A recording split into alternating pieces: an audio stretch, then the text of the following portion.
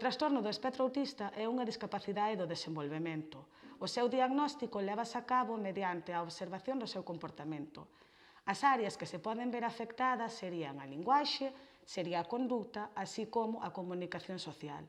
Isto é debido á dificultade que presentan para interactuar socialmente, así como os ambientes cambiantes non son favorables para este tipo de persoas, co cal necesitarían rutinas estables. Na área da linguaxe podémonos atopar con persoas que non teñen ningunha comunicación oral, así como con outras que con apoios podemos chegar a que se produzca unha comunicación.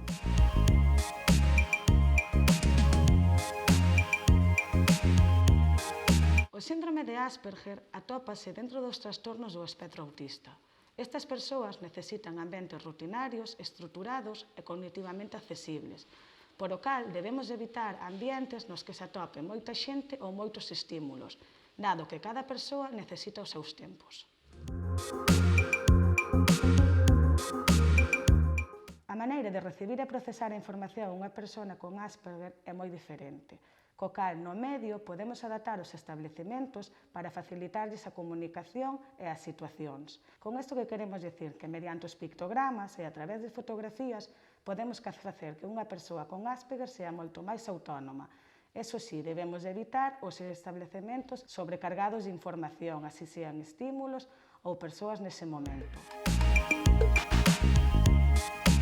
A atención temprana ten o obxectivo de dar resposta aos problemas que hai agora ou que pode haber nun futuro nos nenos de 0 a 6 anos no trastorno do desenvolvemento. En este caso, é moi importante dar apoio ás necesidades que presenta a persoa o antes posible, para así poder conseguir unha completa autonomía e independencia da mesma.